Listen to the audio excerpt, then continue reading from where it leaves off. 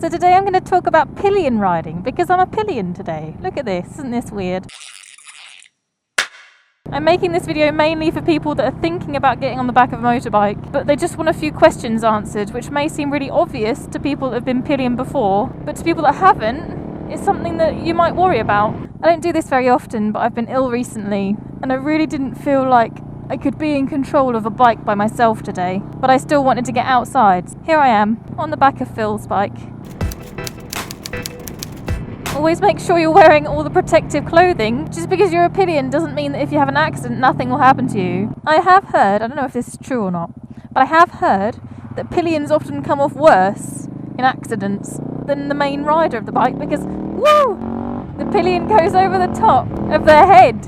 Like if they're braking, whoosh, off you go, bye. So always make sure you're wearing the proper clothing. That includes a helmet that fits properly. You can't just go around wearing someone's extra helmet that does not fit your head, because then it will offer you absolute zero protection, and if you get in an accident it will just fly off your head. Where's the fun in smacking your head on the floor? No, don't do it. Get a helmet that fits your head. Very important. If you don't know how a motorbike helmet should fit, go to a motorbike shop and get them to see if the helmet you have fits you, or get them to give you some advice on which helmets would fit your head. Try some on. It's fun. So once you've got all the proper equipment on, you can then think about actually getting on the back of the bike, which if you've never done it before can be quite tricky. Always ask the person on the bike if they're ready before you get on. Don't just try and jump on the bike. Ready?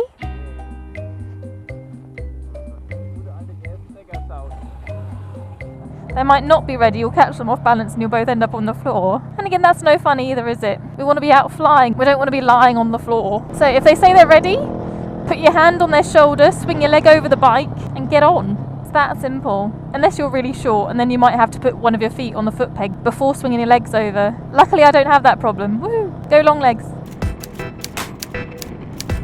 When you're sitting on the bike, it is always better to have either your toes on the foot pegs, or you can have the little bit of your boot that's got the dip in it on the foot peg. Both will give you some more leverage, because you want to be able to put your weight into your toes when they're braking, so you don't smack your head into their helmet, which isn't fun. And you also want to keep your feet out of the way of their feet if the person you're riding with has extra big feet like mine does.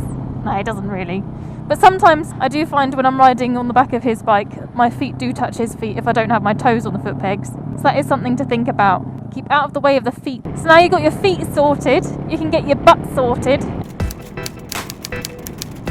And you can either keep your butt really close to their butt or have a bit of a gap in between, depending on how well you know the person. And what the bike looks like as well. It might have two separate seats, it might have one bench seat like this bike. The advantage of being closer to the person is that you can squeeze them with your knees and your thighs if you're feeling like you're not steady on the bike. Or you can also use it to tell them things, because then they can touch your leg. If they double tap your leg, sometimes that can mean pay attention. They might just about to be going really fast overtaking someone on a country road. I learnt that one from Colin. Thanks, Colin. But yeah, if there's two separate seats, you're just going to have to sit on their separate seat. There's nothing you can do about that. Now your arms, you can get pillion grab handles. If it's your first time going pillion, I recommend you get them just for your own peace of mind. Before I ever went pillion, I was worried that I might fall off the back of the bike. That's never happened to me. I don't know anyone that's ever happened to either. But yeah, you can get this belt that goes around someone's middle, and then you can hold onto handles that are attached to the belt, which is quite nice. Or again, if you're well acquainted to the person that you're on the bike with, you can always just put both arms completely round them and give them a hug. It's pretty. You can see the mountains. This is definitely one of the advantages of pillion riding. Look at that. Wow. Yeah, so with your hands you have the belt option, you have the hugging option. You may also have the option of handles. Some people have handles on the back of their bike. They're really useful for pillion riders, because then you can have one hand behind you and sort of lever yourself. So if they're braking, you hold on to it to pull yourself back. And if they're accelerating, you can push into the handle. They're really good.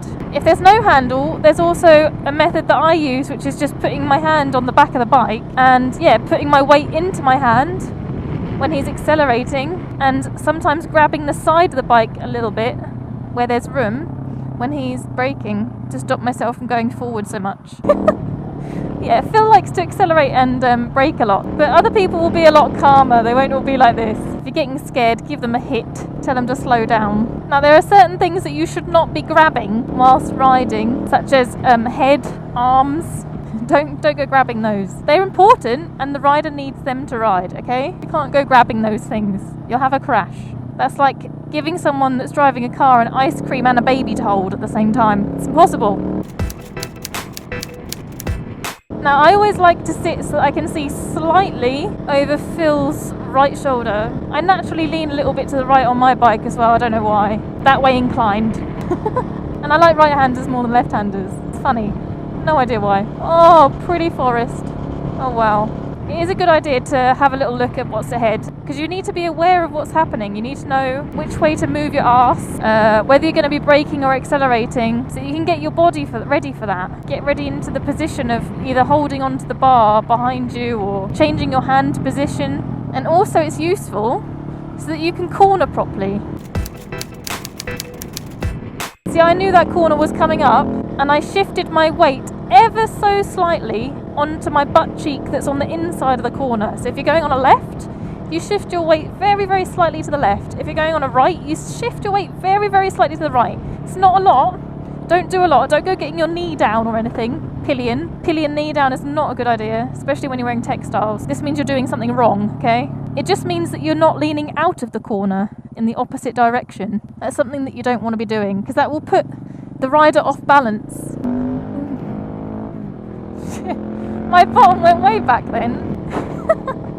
The seat on this bike is not very big, and sometimes I sit on the fuel cap without meaning to, and that's really slippery plastic. And yeah, sometimes my butt slides back. This bike is not made for pillions, or if it is, it's made for pillions with a smaller butt than me. Motorway is usually the time that you can sit back and relax as a pillion rider. You don't have to anticipate as many things happening. There's not going to be as much accelerating and decelerating and cornering going on. So yeah, just sit back and relax and enjoy the view of nothing. If the rider of the bike is slowing down a bit and you don't know why, you can always just take a quick peep out to the side. You don't have to sit like this all the time on the motorway.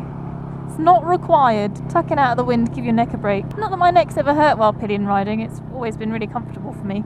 But I've mainly done it on Phil's bike, and Phil's bike, I'm directly behind him.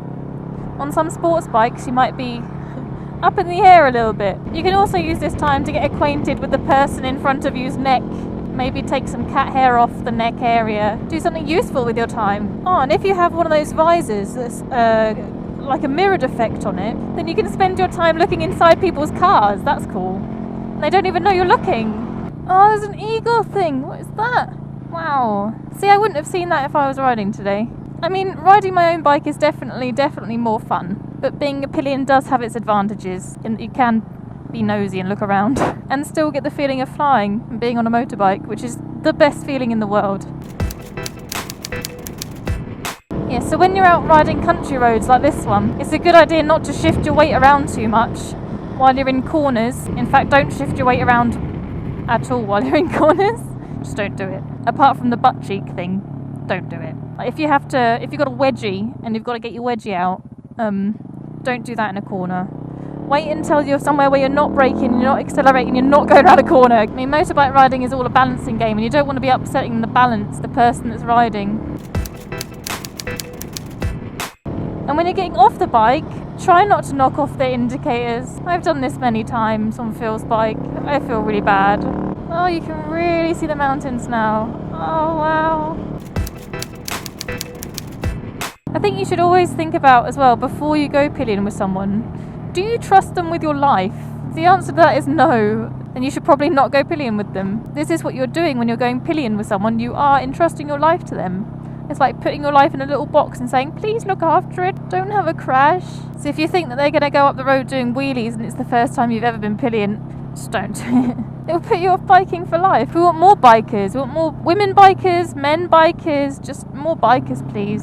Oh, I love these corners. These roads are just awesome. I remember the first time I went pillion with Colin, and that was one of the best days of my life. I had been riding a little 125 for a while, and my friend Colin, I think it was the first day I met him actually, or it might have been the second day or something. We had just done an oil change on my little van, my 125 van, and he said, oh yeah, do you want to come for a ride then on the back of my bike? And I was like, yeah, why not? And my God, we did the Morstead route, I think. The feeling of joy, this complete joy, and that feeling feeling of flying, freedom, roller coasters. Always loved roller coasters. Always been a bit of an adrenaline junkie. And I got home after that day, my head was buzzing from all the wind noise because my helmet that I had then was absolutely shocking and very cheap. Didn't really fit me very well. And I was like, I know that I want a sports bike because that was, one of the best days of my life. My first ever fast ride was on the back of someone's bike. And since that day, Colin's been my bike daddy. Took me under his wing, showed me the ropes, helped me buy my first big bike, as in giving me advice and stuff, helping me choose it. Man, I love traditional villages like this. Oh, those houses. I want a house like that one day. They look so different from English houses. I think that's why I like them so much. I mean, I like English houses as well, but these just seem special somehow because, I haven't grown up here. I'm not used to looking at them. How much wood could a woodchuck chuck if a woodchuck could chuck wood? Whoa, they're huge. Huge logs.